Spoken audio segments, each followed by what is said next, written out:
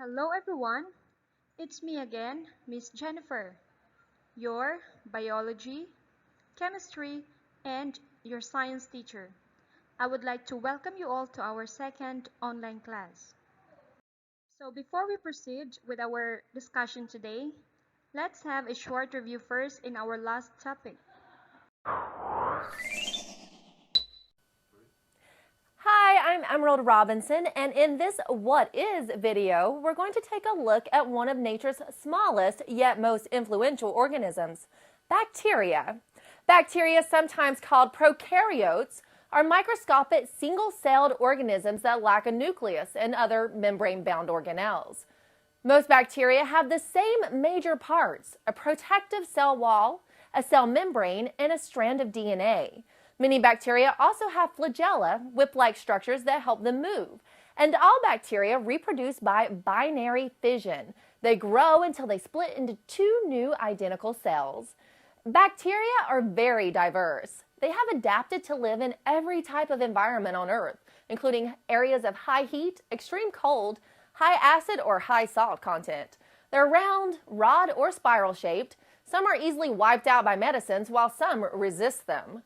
Of the three large groups or domains that biologists use to classify living organisms, bacteria make up two of them: Archaeobacteria and Eubacteria. Archae, or ancient bacteria, have unique genes that enable them to get energy from unusual sources such as ammonia, methane, and hydrogen gas. Most bacteria, however, fall into the Eubacteria domain. While some bacteria can make you sick, most serve extremely important functions. For example, bacteria that live in your intestine help you digest food.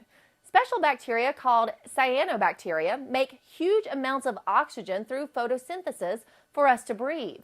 Humans even use bacteria for everyday purposes. Bacteria help us make foods like yogurt and cheese. And some bacteria even play a crucial role in producing medicine. If you're still not convinced that bacteria are important, consider this. 90% of the cells that make up your body are actually bacteria cells. They're an essential part of what make you, you. For thousands of how-to and advice videos on any topic, visit monkeysea.com. So for today's discussion, it's just a continuation of our topic, which is all about the microorganisms. So we're going to discuss the following: virus, fungi, and algae. Objectives. Number 1, I want you to understand the classification of microorganisms. Number 2, appreciate the importance of microorganisms. And number 3, apply the knowledge about the use of microorganisms. So let us discuss about fungi. What are fungi? So what are the characteristics of a fungi? Fungi if it's plural, fungus if it's singular. So all fungi or fungus, they don't have this chlorophyll. Okay, meaning this chlorophyll is a green pigment that traps energy from the sun. Okay, some fungi are having this unicellular, example yeast, and some are multicellular organisms or more than one cell, such as mucor. Okay, so this is the picture of a yeast, unicellular organism, and this one is mucor, multicellular organism of or fungi. Habitat. When we say habitat, it is where we can find different kind of fungi.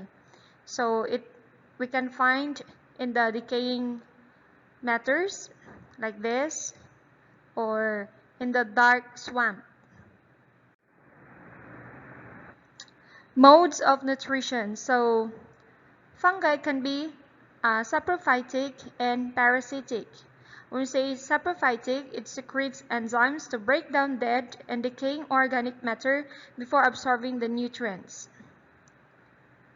When we say parasitic, it obtains nutrients from the living organism. There are three modes of reproduction for fungi. We have the following: Asexual means there's only one parent involved. Sexual, two parents involved, and the spore formation in the form of spores. Okay, so example of asexual reproduction is we have budding. So budding is just the parent is going to form a bud at the side, and then when that bud is going to mature, it will eventually separate from the parent. Example is yeast. Spore formation, example mucor. So it is going to reproduce when the spores are going to fall on the land or even in the water. Next, we have sexual, meaning it needs two parents. So in the form of conjugation, conjugation is a union of the two organisms in order to reproduce. So these are the shapes of fungi.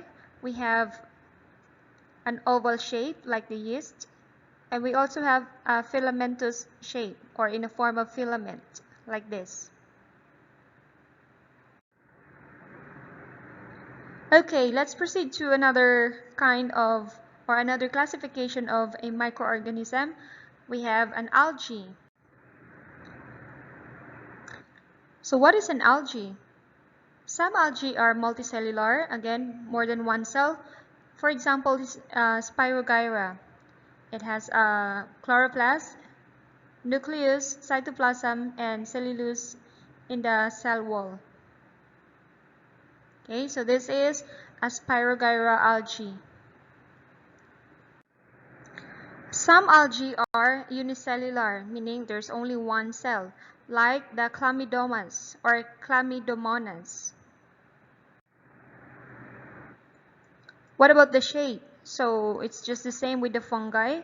The shape of an algae is we have a filamentous and also the oval shape. And also we have a spherical or circle shape.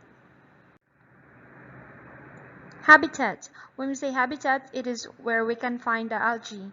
So you can find algae in the ponds. It's a fresh water. In the drainage. This one. Where else? Did you see the color green? Rivers. And okay, how about the reproduction of an algae?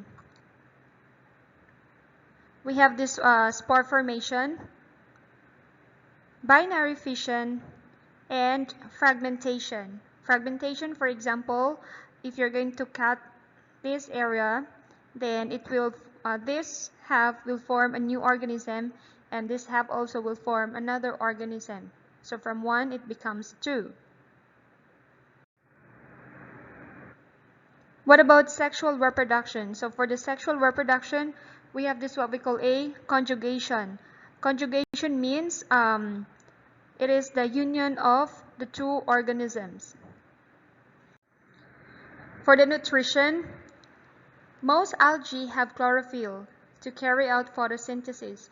When we say chlorophyll, it is the green pigment of the plant that absorbs heat energy from the sun or traps heat energy from the sun and convert that energy into food with some other factors like water and carbon dioxide.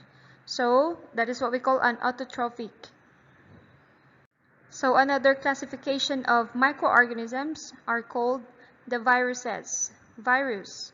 So what are the characteristics of the virus? Viruses have the following characteristics. It is the smallest microorganism. Next, viruses do not have cellular organization, so no cell at all. Viruses do not show any characteristics of living cells. So do you think viruses are living or non-living? If you say non-living things, then you are correct because it do not show any characteristics of living cells. Do not feed, expire, or grow. Then it reproduces inside a living cell. So viruses becomes living things only when it is inside a living cell. Then it is made up of nucleic acids like DNA or RNA by protein coat. Okay, let's talk about the shapes of virus. We have different shapes of virus. So we have spherical or circle shape. Next, we have rod shape, like this. It's an elongated shape. Cubic, looks like a cube. Spiral, like this, spiral shape. And when I search in the Google about a tadpole shape of a virus, this one comes out. So this is the tadpole shape of the virus. So these are the different shapes of virus. Okay, so circle or spherical shape for HIV virus. The same with hepatitis B. Ebola virus, which is famous in other country in South Africa. Then adenovirus, a cube shape. Influenza and bacteriophage virus.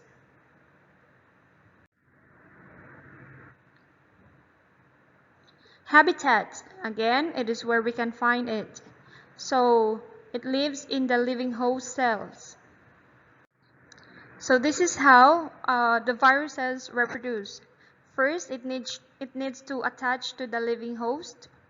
This one, attachment. Second is the entry of phage DNA and degradation of host DNA. This one. Third, synthesis of viral genomes and proteins. Fourth, assembly.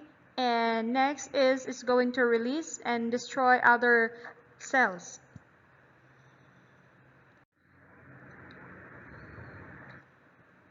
The mode of nutrition for viruses? No, because viruses do not feed. So kindly see the attached file in your Google Classroom. And then I would like you all to answer the questions and submit it after for your attendance. Thank you and have a nice day, everyone.